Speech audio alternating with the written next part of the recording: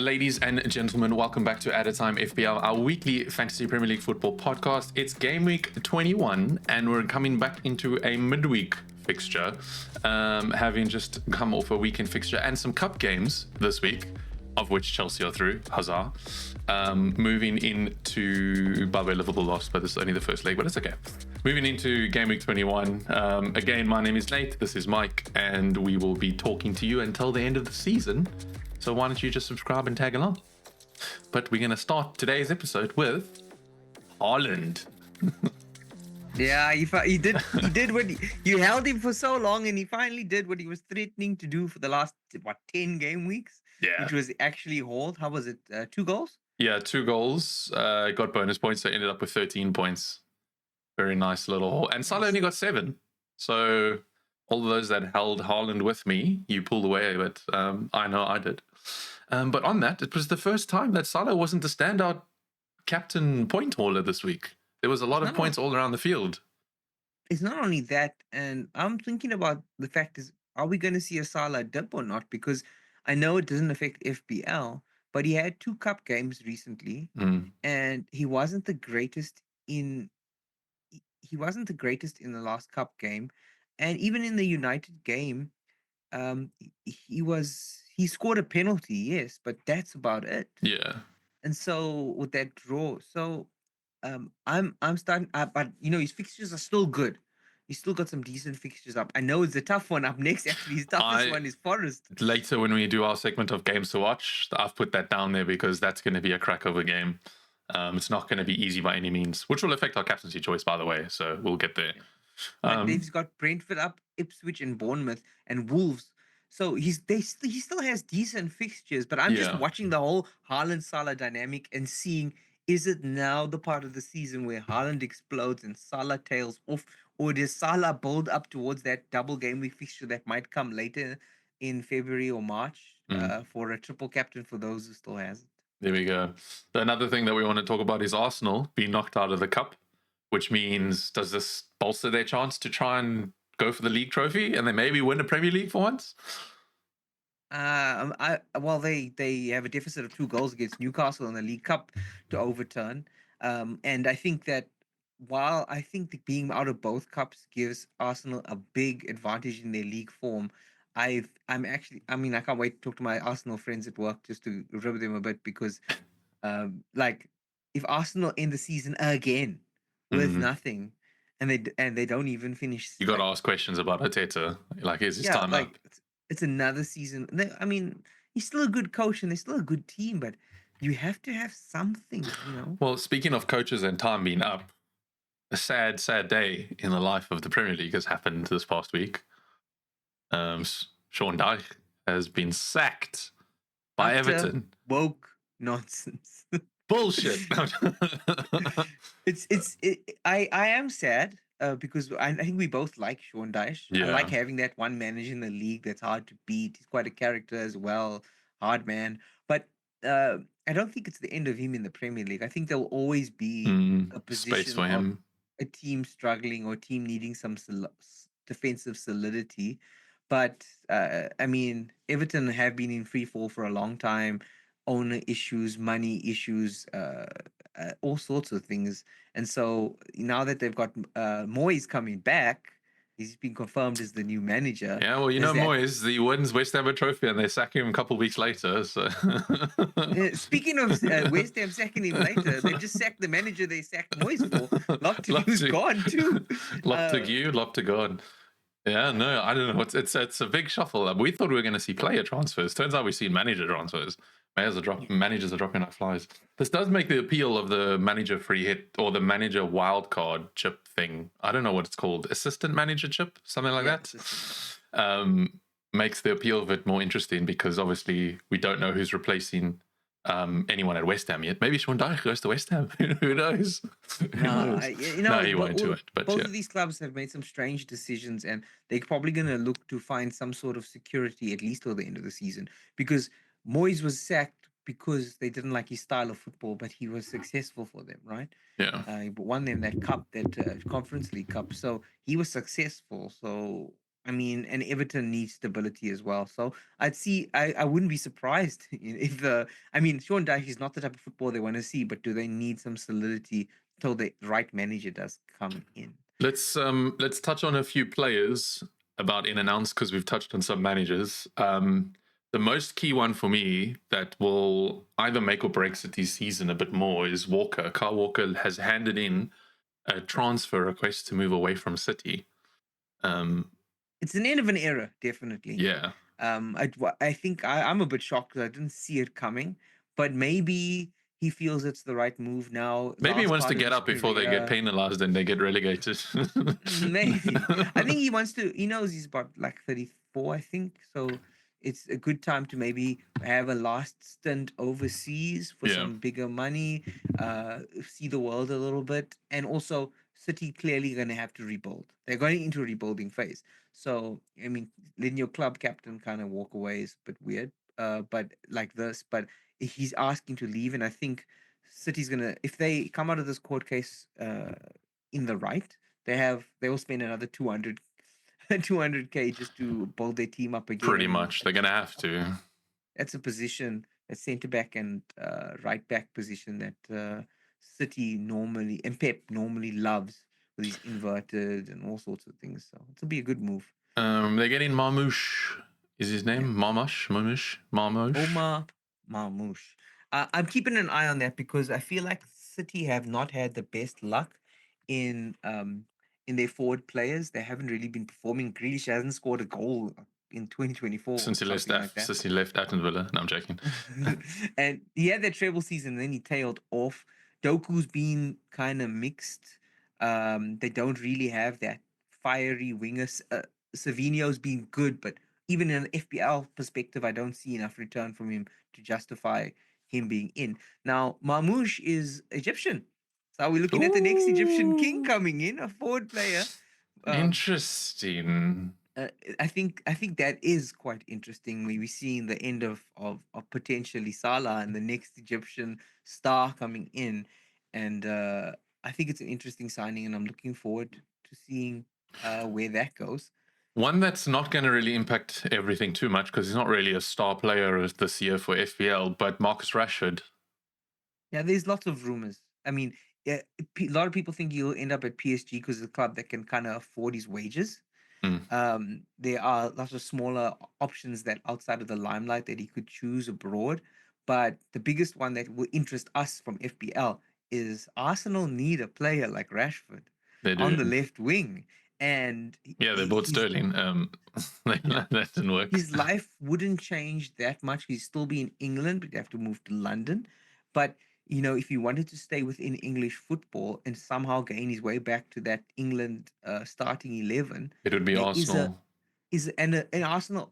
We can say what you want about Arsenal. They're a settled club, right? They are in the top four consistently. They are challenging, not winning, but challenging for everything consistently. Arteta seems settled there, and they have a very good squad, a balance of youth and experience. Is Marcus Rashford the perfect sort of foil to one side Rashford, the other side Saka, right? That's Yeah. quite fire. You start developing an all English attack, and then who knows what happens. Quick pivot. I was going to touch on this, but I thought people may be tired of us listening about Chelsea. But just for interest's sake, my work colleague has been bashing me about this because he was a Chelsea player, and now we're trying to buy him back. And then we've left Chalobah, who we've sent to Palace, and now we're just buying the opposite defender of Chalobah. For those of you who don't know what I'm talking about, it's Mark Gurhey. Chelsea's pretty keen to sign him. I don't mind it. I think he's a great player. I feel sorry for Chalobah, but I have been saying we need a matured defender. So I think that'll be a nice bolster to Chelsea's defense, albeit weakening Paris even more. I think Mikyle is bound to be part of a top four club at some point, top four, top six club. He's going to. He's centre back, he's English, he's good. So he's a leader in that team, and he's played for England, and he looked solid in that last Euro tournament. So he's going to play for a big team, a bigger team than Crystal Palace. Apologies to Palace, but the question is, who gets him first with his contract running down? Is this the perfect time? And Chelsea kind of have Crystal Palace here a little bit because we can recall Chalobah, which would affect them this season, or we can sell them Chalobah and then buy mark from them. Yeah. And we have this 20% sell on clause that if he gets sold to another club, we get 20%, and we get to match any bid that some other club brings in. You see, Chelsea have done a masterclass with finances. We must say, like, I know people are like, oh, £1 billion. Oh, it's starting to show. The financial plan of the owners is starting to show, and we can't be too upset. But yeah, let's say they stick a price tag of 50 million on him. Let's just say, for example, okay, if they sell him to anybody else at 50 million, we take 20% of that, but we get to put a bid in to equal it. And if they sell to us, potentially maybe Chelsea can waive that 20%, so they might even increase the price, and then so that they can or lower the price by that 20%. So we have a lot of bargaining chips on the table with either Chalobah and Marquis, but that's bad for Crystal Palace because they're going to lose one of their best defenders, either Chalobah or Marquis, and Chelsea need a centre back. So it's something to keep an eye on. Pivoting to a team that's not really standing out defensively, but standing out attacking-wise, is Newcastle. Newcastle's form has just been getting stronger and stronger and stronger. 5 wins on the bounce, plus taking out Arsenal in League Cup by a 2-goal lead for the first leg. They are Isak, Hall, and Gordon. I think do one of either our team or has all 3 of them, or I have all 3 of them. I think I have all 3 of them. I have all 3 of them now as well. So they are all 3 are in the top 4 most brought in players this game week so far. So for the upcoming game week, there is form there. Isak was semi-rested in the FA Cup, so means he should be good to go for next week. For Wolves, they're playing Wolves. They got really good fixtures coming home up as well. 2 home fixtures: Wolves and Bournemouth, and Southampton. Statistically, the worst team to ever play in the Premier League away. So I think that if Newcastle can keep their attacking form up, those 3 players are ones to really keep in mind for this game week, the next run, until the end of the season. But I would say the caveat there is, does Isak stay fit? Because if he gets injured, I think Newcastle will struggle. Yeah. I think they overly rely on him. There's not much backup. And so we have to keep an eye on that, because the whole team will suffer without Isak. Speaking of injuries, right, I know it seems like we have this plan, but these segues have been as natural as they come, and I've been loving it. But as far as injuries are concerned, it's just on our list, just the way it is. Jesus gives, Jesus takes, and that's not a philosophical way of saying things. Yeah, it looks like he just got injured today. I was trying to keep tabs on the match. Arsenal lost that game on penalties. Man United progressed in the FA Cup, so it was quite a tense affair. No goals scored. 1 goal each scored. Kai Havertz had a bad game, but focusing on Jesus, if he's injured, I have to make some changes there. But I think that's going to affect Arsenal. If Saka's not back and Jesus is out, does Martinelli step up? But a lot of people brought him in. So if you have Jesus in your team, like me, you might want to keep an eye on him. Now, Nate, do you have Pedro still in your team? I do have João Pedro. I don't think he's a major injury concern. I'll have to wait and see. But he's still in my starting lineup. Excuse me. He's still in my starting lineup for this week. So I'm not too concerned with moving him on just yet. Yeah, I think if you were missing players like Isak, right? If you didn't have Isak, different story completely. Yeah, I think João Pedro being out and you had that extra money in the bank, maybe is an opportunity to bring him in. Or we can talk about a third player. He's not injured, but he's dropped off the form like he fell off a cliff. Nicholas Jackson. So I think we can safely say that for now, I don't think he's really an FPL asset you want to hold on to. So if you have some problems there, you might want to do some doctoring to your team. Nate, what games are you looking at this weekend? Like, which ones do you want to tell Like I said earlier, definitely the Forest, the Liverpool game. Forest are cooking and are on the form of their life. And obviously Liverpool suffered a defeat against Spurs, which is hilarious because it's Spurs, but nevertheless. Yeah, Costa is getting that cup, bro. If he gets a cup in his second season, no matter all the nonsense that happened with Spurs, he'll be a legend. Yeah, he will be a legend. Definitely, they'll build a statue.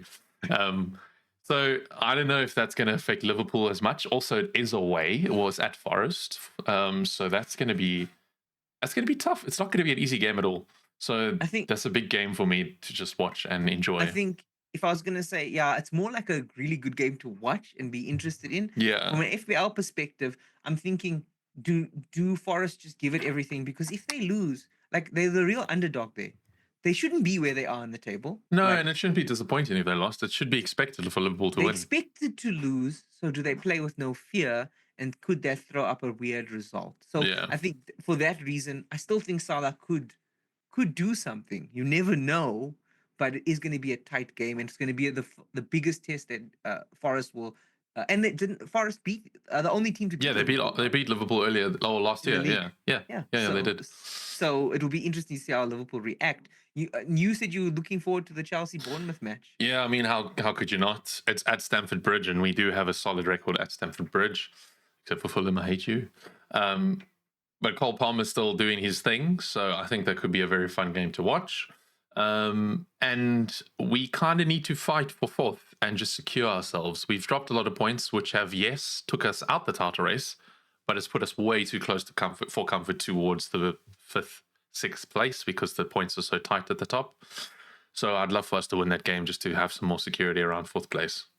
Yeah, and it's because Newcastle are breathing down our necks. And speaking of Newcastle, they're versing Wolves, and I'm expecting Spanky. I'm expecting Wolves to get a little bit of a hiding there because everything we've said about Newcastle so far, Isak rested in form, whole attacking threat of note. Again, well played, Nate, for bringing him in early when his price was as low as it could possibly be. And I think the wild card there is Gordon because I think he's the weakest of the three options You're the in terms weakest. of FPL, No, weakest of the three options. yeah. But at the same time, he's still in an attacking a Newcastle team against the Wolves, whose defense has been shocking at times. You never know what's going to happen. Nate, And what's happening with your teams this week? Like, what are you on doing? that, I don't know what I'm doing, but on that, I have made the transfer to bring in Anthony Gordon. There we So go. my Luis Diaz punt worked to a point, but I feel like it was just a punt, and I think Gordon's got more consistency at the moment, and Newcastle on form, and they've got a great fixture run. So I've downgraded. I'm not going to say downgraded. I think it's a pretty equal move. So I've done Diaz for Gordon. Haaland holding has paid me off, so I'm going to keep him in my team. Maybe this is a cornerstone for him. Who knows? Small green arrow of 68 points, so nothing too spectacular, but still keeping me climbing. And I have a free transfer. I have 2 free transfers, so I've got 1 more left. And what I'm really weighing up is to just try and remove the Chelsea curse, because as soon as I brought in Colwell, we started losing. So I'm looking to upgrade Colwell to Munoz. However, in light of the Crystal Palace defensive news with Chalobah and Mark Gurry, I don't know if that's a smart decision anymore because it will weaken Palace's defense. So Yeah, and that's I'm kind going of to where ask I'm you a at. question here about this defender move because I know Liverpool are playing Forest this week, but how long are you willing to ignore Ola Aina for as this leading defender for FPL points? He's sitting I at know. 5.2, 95 points. He's ahead of Gabriel, Alexander Arnold, Hall, I need Virgil. to. It'll be a wild card because I can't afford him. I can't afford him other ways. And it will have to be a wild card where I get rid of Haaland. I don't want to put that onto the universe though because he's going to bite back and not Hall for me. But yeah, so that, for me, he's just out of budget for me. Yeah, you still got Halston doing magic there at the back. Yeah, Hoyson, yeah. The Bournemouth man who got me some points. Yeah, he's him and Lewis Hall have been a master stroke for me over Christmas. So I've really been enjoying that. I would keep an eye on that as well. I know they just brought him in, but he is attracting interest from other clubs. So it is something to keep your eyes on as a defender that might move. Maybe Yeah, not well, January. people seem to think that Trent's going to Madrid. So Trent seems to think because that was the worst game I've ever seen him play. the Trent's going nowhere at this rate. That game against United was bad. What about you? We obviously spoke about Jesus being injured. So what's your thoughts around him? I mean, there's not that. I mean, without Haaland in your team, there's not that many forwards that I'm super keen on. The one that I think is in form, and I am looking at, is Raul, from Fulham, because he's got decent fixtures. He has been scoring like the last 2 games. That's 21, 22 points over the last 2 games. He's got a West Ham that haven't got a manager yet, and Leicester who have been very, very poor. Man United should go anyway. So those are his next 3 games. I think if I was looking for a forward, he's where I would put my money. But my biggest thing is this: I keep screwing myself over. I transferred Mbuemo out, and Mbuemo scored 16 points. Now, what was I thinking? Why did I do that? His next 3 fixtures are City at home, Liverpool at home, and Palace away. All 3 of those fixtures are difficult. So my thinking was to get ahead of the train, assuming he doesn't score this week, this last game week. But he punished you for it. But he punished me a little early. So I wanted to ask you, Nate, do you think Mbuemo will score over those 3 fixtures? Do you think he's fixture proof against Liverpool and City at home and Palace away? It's difficult to say because Mbuemo is one of those that just finds a way to do it, you know? So, like, you think by saying Mbuemo's not scoring, you're kind of saying Brentford's not going to score. And I can see Brentford scoring in all 3 of those fixtures. And with Wieser playing up in the middle and Mbuemo finding his form on the right again, I can see him scoring, but I don't think it's going to be a haul. I think in comparison, you could get more points for Anthony Gordon, Luis Diaz kind of a thing. Whereas Mbuemo will score, but he'll get 7 points.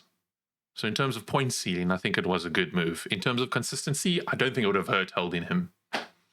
Yeah, well, it did hurt me. Well, unfortunately, other than that massive haul, yeah. He really made you aware of what you did. Captaincy? Well, my first best captain choice this week is we've already spoken about Isak being one of the most transferred in players. We've spoken about Newcastle having easy fixtures. We've spoken about Wolves being weak at the back. So there we go. Isak versus Wolves, in my opinion, if you are thinking, like, if you're like me and you're so far down that sticking with Salah isn't really going to recover, and you are looking for that punt on a captain that's different from where you should be captaining every week, set and forget, Isak versus Wolves is my big one. Yeah, same. That's probably going to be my captain for this week as well. I'll set my vice captain to Salah, who I don't think is a standout choice for this week, purely because of what we've discussed about Forest and it being a difficult fixture. Yes, he could score, but so could Jota, so could Gakpo, so could Diaz, so could McAllister. It's that kind of game where I don't think it's a clear-cut chance. And also Salah has looked a bit shaky.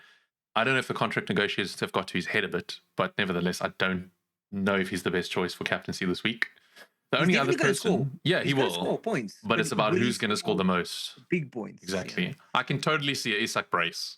I can see a Salah goal from a penalty spot. You know what I mean? The only other person, I wouldn't say Haaland because he's playing Brentford away, and that is still a tough fixture, like we just said, and there could be goals from Brentford, but also City. So if Haaland scores, that will be my indication to maybe look to move towards him for being my captain. But the other standout pick for me would be Cole Palmer. I'm wary of Chelsea. I was actually going to talk to you about this because a lot of people are starting to get, even though he's up there, he's the second highest scoring, he does run a little hot, to mind the pun, hot and cold, right? And Chelsea are hot and cold right now too. I believe that he's a set in for getting my team for the rest of the season as long as he doesn't get injured. And I think if Maresca can use the win against Morecambe to turn our form towards back to winning ways, maybe play with Palmer out wide. And the thing is, it was a convincing victory. It wasn't a 2-0 that we would have seen Pochettino do last season. Sorry, Poch.